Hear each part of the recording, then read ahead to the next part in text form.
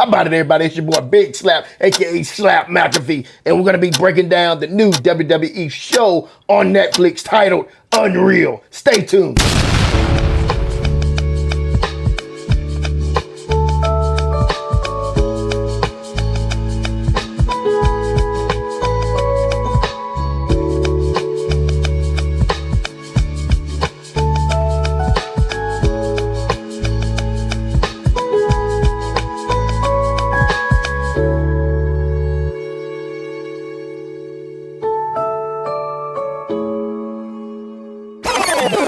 Thank you everybody for watching this video. Do not forget to hit that like, comment, and subscribe button. And make sure you hit that bell icon so you can stay up to date on everything that we're going to be releasing on this channel. Now, let's talk some wrestling. Now, this show right here is a 5-part series, documentary style, that's new on Netflix that just released the 29th of July 2025. This, to me, is one of the best wrestling documentaries I have ever seen. This is my opinion. Some people may hate it. Some people may like it, whatever. This is my opinion. Just me as a wrestling fan since the late 80s, throughout the 90s, and the early 2000s, okay? Now, this right here, in my opinion, it kind of showed some secrets of gorilla position. You know, we always hear Taker, Maven, a lot of the guys that are, the wrestlers that are doing the podcast now, talk about gorilla position. You know, you do something wrong, Vince McMahon sit back there and be waiting for you behind the curtain. Or if you do something right, he'll be sitting back there waiting for you to tell you a good job, whatever the case may be. We got a chance to really get an in-depth look at that. Now, episode 1 was like the new era, the new Netflix era, whatnot, WWE being on Netflix. Had some CM Punk and Seth Rollins heat between them, showing their back and forth. But it's cool to see like the other side of it. It humanizes the wrestlers. You got to see them kind of interact with each other, see Seth Rollins, see CM Punk. I really like CM Punk, man. This show made me made me more of a CM Punk fan, just because it showed a human side of him. He's CM Punk's the type of guy, and one day maybe I get a chance to meet him. He's the type of guy that I wouldn't mind just having some whiskey with, sitting down, talking wrestling, talking family, just talking, you know, about life, man. He just seems like a good, genuine dude. Okay.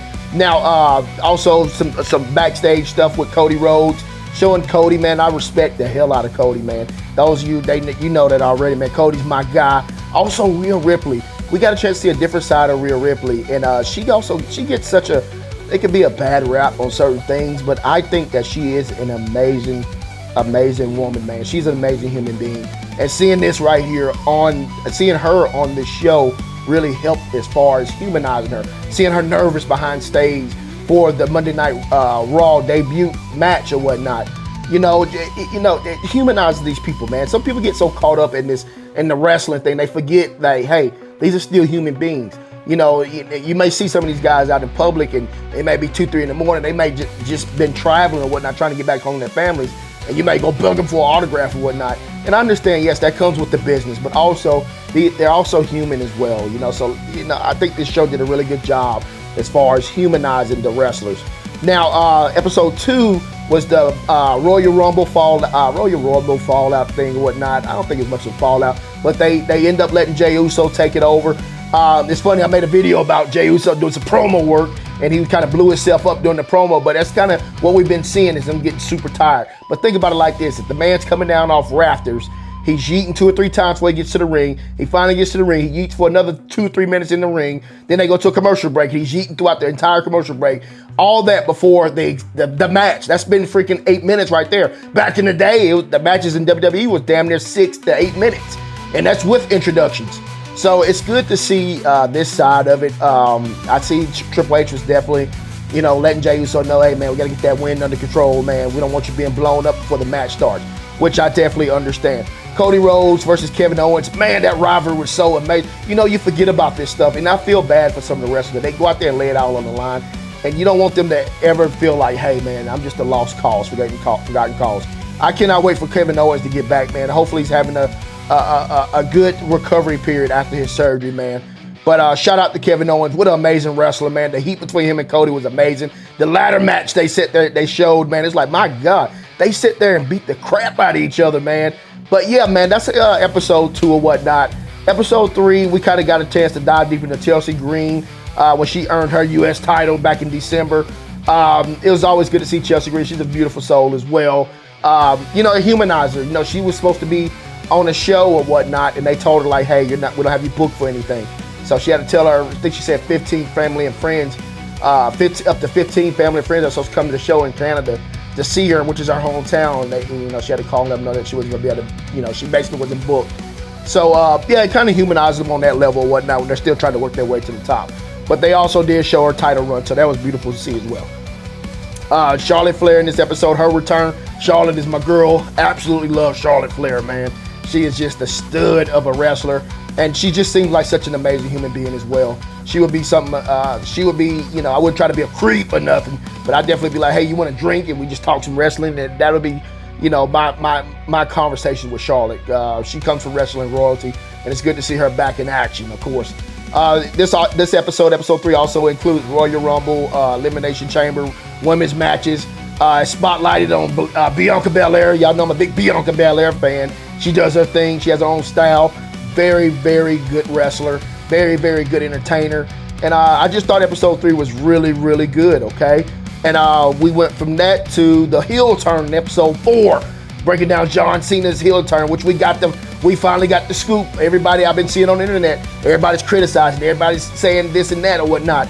Well, you got your answer. Triple H, The Rock, Tony Khan, Cody Rhodes, and a couple of others were all in on it. So they were the ones responsible for the John Cena heel turn. John Cena included.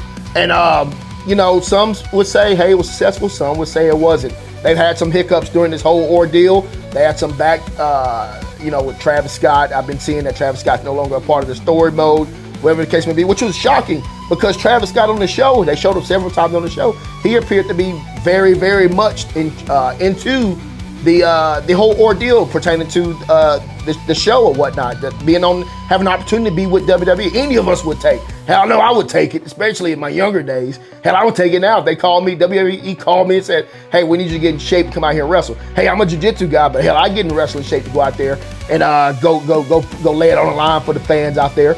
But anyways, man, New Day switch, man, Xavier Woods, that was pretty cool to see. We had a rare interview with Nick Khan in that episode as well. We had some appearances from The Rock and writer Mr. Brian Gertz. It was pretty cool to see, like, you know, creative and things of that nature. Like I said, I see the remarks. I see everything that people are saying about WWE creative. And it's good to see that, like, hey, man, these folks, they're working their ass off, man. They're working to try to put stuff together, put shows together, keep everybody intrigued, keep everybody entertained. And they're doing the best they can. I think that we're still getting a pretty good product. My kid enjoys it. My kid really helped resurrect my passion for wrestling, man. And that's why we do the videos we do here on this channel, especially when it comes to wrestling. Now, episode 5 was like the WrestleMania breakdown, which was very, very impactful for me, man. I must skip over a couple of notes I have documented for this. I really enjoyed seeing CM Punk, man, in this episode. Seeing CM Punk vulnerable, just thankful. If you notice, CM Punk has drug-free tattooed on his hands. So we don't know, I haven't really dove deep into his past, but apparently he probably had some substance abuse issues in his past. So to see himself clean, to see him main eventing a WrestleMania, seeing the impact that it had on him, seeing when Triple H pulled him aside and had that one-on-one with him, man, that was like brotherly one-on-one, hey man, you made it. And seeing Punk thankful, because I know he's made some mistakes in his career, but seeing him thankful to Triple H that he was given his opportunity to main event at WrestleMania really, really resonated with me, man. So shout out to CM Punk, man. We have the Gunther, Jey Uso. Of course, Jey Uso ended up winning the title, which we all saw that coming a mile away. But like I said, Jey Uso, I think he was still having issues as far as the cardio issues or whatnot that Triple H and them were kind of keeping their eyes on. But of course, they broke down the CM Punk, Seth Rollins, and Roman Reigns match, which is epic because Paul Heyman's Paul Heyman's the GOAT of wrestling, one of the GOATs of wrestling, man. So to see he impacted the storyline and the way he played everything out with this storyline right here. I remember watching it early in the year, so to see it broken down right here on this show was pretty amazing. Of course, we had the Io Sky, Rhea Ripley, and Bianca Belair match. We saw, of course, I knew Bianca Belair broke her finger, and we saw when that spot happened during the match. So that was pretty cool to see that as well. And to see how these girls really laid on the line. The hair whipping, how Rhea Ripley took that hair whip from Bianca Belair. You know, she's so tough, man. So much respect to Rhea Ripley. That's my girl. Much respect to Io Sky. She's such an amazing wrestler, and she just seems like a wonderful human being as well. So shout out to all three of those girls out there landing on the line, man. And of course, we had some footage of Triple H prepping post-Mania. Monday Night Raw. Of course, there's no time off in wrestling. Once the big show's over, you still got Monday Night Raw. So it's a lot that goes into it, man. So shout out to Paul Levesque for putting together these shows for the fans, man.